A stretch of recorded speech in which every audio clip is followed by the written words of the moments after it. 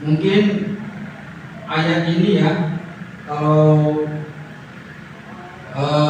Ibu sering mengikuti ya di internet, ini sering menjadi pelecehan dari orang-orang yang di luar Islam.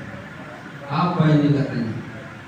Alif Lam Mim, Allahu a'lamu bi muradihi. Allah lebih mengetahui ya maksudnya. Kalau memang nggak tahu ya kita, kenapa diturunkan ini? Kenapa ya ayat ini diturunkan ya? Kalau kita nggak tahu. Padahal Alif Lam Mim itu bukanlah bentuk kata. Ya. Kalau dia kata pasti ada maknanya. Tapi Alif Lam Mim itu huruf. Ya. Itu adalah huruf. Yang namanya huruf dia tidak mempunyai arti. Tetapi kenapa ayat Al-Quran, contoh di surah Al-Baqarah itu diawali Alif Lam Mim? Begitu juga di surah Ali Imran, Alif Lam Mim, ya. Kemudian ada lagi surah Yunus, Alif Lam Ra, surah Al-A'raf, Alif Lam Mim Shad, banyak. Ternyata di sini saya akan buka. Jadi huruf-huruf ini disebut huruf muqatta'ah, ya. Huruf muqatta'ah. Apa sebenarnya maksudnya? Jadi kalau kita singkat makna daripada setiap huruf-huruf ini, ibu akan terkejut. Saya aja terkejut. Ya. Jadi saya aja terkejut. Nah, yang pertama, ya, Allah di surah Al-Hijr ayat 9 itu mengatakan inna nahnu nazzalna dzikra wa inna lahu lahafidz. Sesungguhnya kami menurunkan Al-Quran dan kamilah yang menjaga. Jadi Al-Quran ini terjaga. Jadi dari masa Rasulullah sampai sekarang itu walau satu huruf tidak ada yang berubah. Mau di belahan dunia mana Al-Qurannya sama. Tapi kalau kitab suci yang lain, ya nggak usah kan keluar negara, ya. Seperti contohnya Bible. Jadi Bible ini jangan disebut Alkitab, karena Alkitab ini sebenarnya nama lain dari Al-Quran. Mereka menggunakan kata Alkitab untuk memperbingung orang Islam sehingga bisa ditarik ke agamanya. Nah, dari mana dasarnya mereka nyebut kitabnya Alkitab? Orang original teksnya aja mereka bahasa Ibrani, ya. Kok bisa nyebutnya Alkitab? Kita kan bahasa Arab. Ya.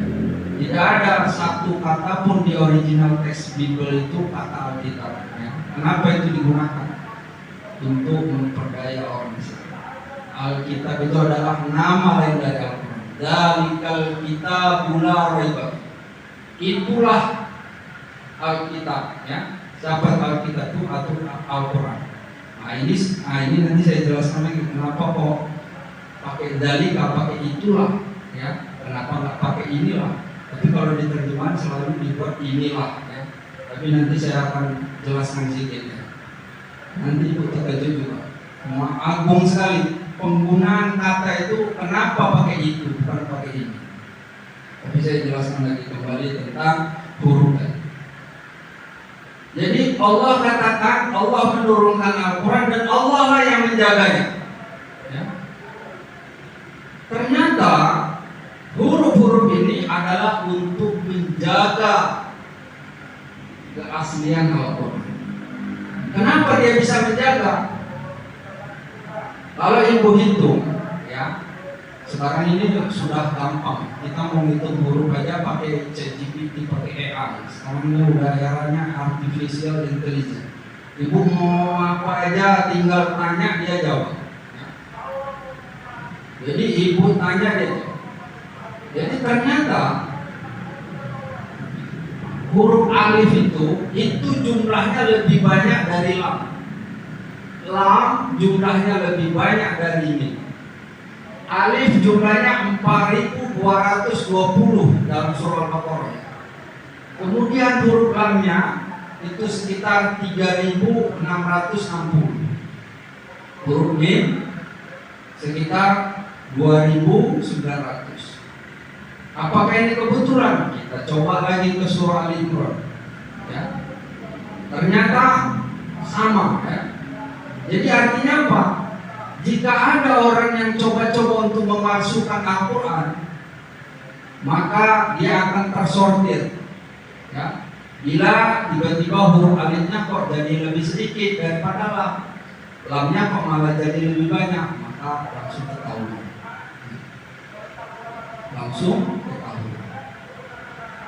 Kemudian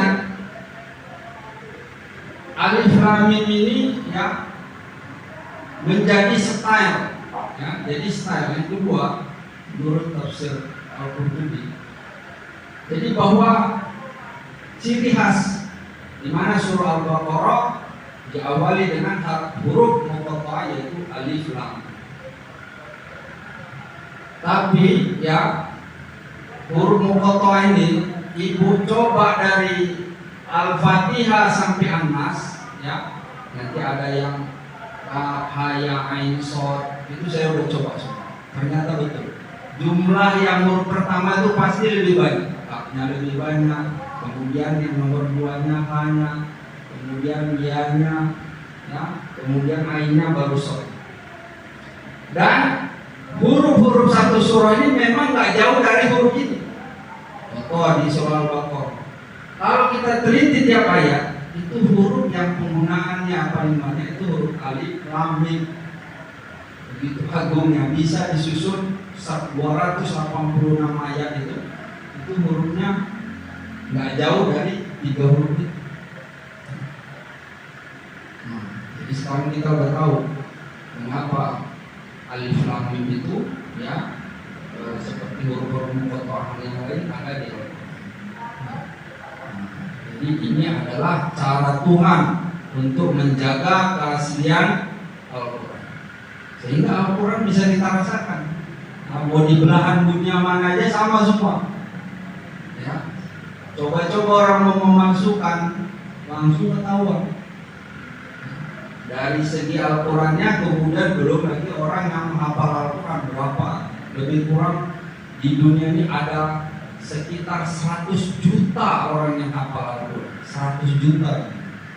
Sementara kalau kitab suci lain tidak ada orang. Kemudian saya lanjutkan dalikal kitabul. Kenapa Allah tuh kenapa dia menggunakan kata dalika yang artinya itu? Kata isim isyarah, petunjuknya ada 2 jenis. Ada petunjuk dekat, ada petunjuk jauh. Kalau dalam bahasa Indonesia petunjuk dekat ini, petunjuk jauh itu. Lalu kenapa Al-Quran menggunakan itu? Dalikal kitabul, walaupun sering diartikan ini. Ternyata jauh, kenapa dia tidak menggunakan petunjuk dekat tapi petunjuk jauh? Karena begitu tingginya keagungan Al-Quran. Jadi Al-Quran itu bukan dekat, bukan rendah, sehingga dia nggak menggunakan kata ini, tapi dia itu tinggi, sehingga dia menggunakan kata itu. Karena dia begitu tingginya, begitu mulianya Al-Quran. La raiba fi, yang tidak ada keraguan padanya. Hudal lil muttaqin, petunjuk bagi orang-orang yang bertakwa. Ini nanti terlalu lama. Ya. Saya juga sudah diwanti-wanti ya. Malam-malam ini doa saya untuk amin, jadi jangan lama banget.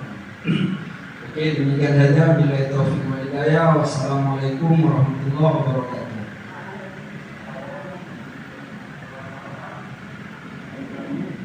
Gila, ya?